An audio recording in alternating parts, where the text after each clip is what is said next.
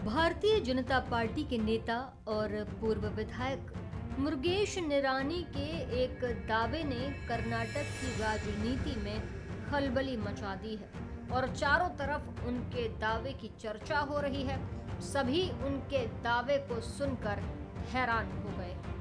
बता दें कि उन्होंने विजयपुरा में एक बड़ा बयान दिया, एक बड़ा दावा किया। कहा कि कम से कम 50 कांग्रेस विधायक बहुत जल्द बीजेपी में शामिल होने वाले हैं। जी हाँ, उन्होंने खुद ये बयान दिया कि 50 कांग्रेस के विधायक जल्द बीजेपी में शामिल होंगे।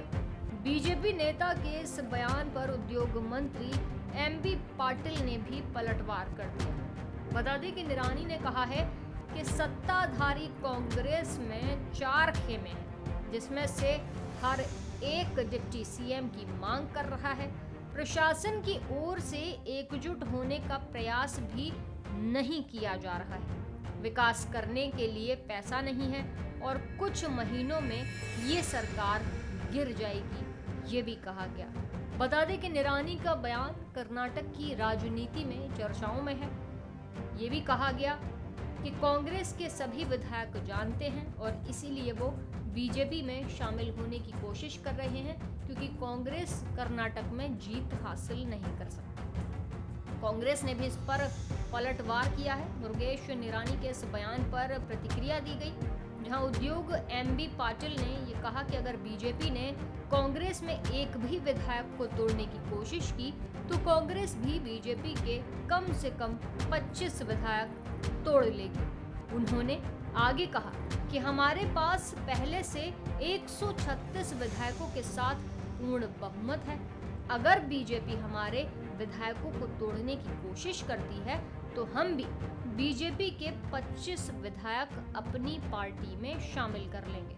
जहां कांग्रेस का ये पलटवार कि हम भी बीजेपी के 25 विधायक तोड़ सकते हैं चर्चाओं में है। इतना ही नहीं, इस दौरान ये भी कहा गया कि ऐसे में हमारी संख्या 150 या 160 तक पहुंच जाएगी अगर हमने बीजेपी के 25 विधायकों को तोड़ लिया, क्योंकि बीजेपी के नेता का ये दावा है कि वो कांग्रेस के कम से कम 50 विधायक बीजेपी में शामिल करने वाले। दरअसल इससे पहले भी बीजेपी नेता रमेश जारकीहोली ने भी मुरुगेश निरानी की तरह दावा किया था कि उन्होंने सिद्धरामैया सरकार को किसी बाहरी नहीं बल्कि पार्टी के अंदर से ही खतरा है। उन्होंने दावा किया था कि कर्नाटक में कांग्रेस सरकार के साथ वैसा ही होगा जैसा महाराष्ट्र में उद्धव सरकार के साथ हुआ।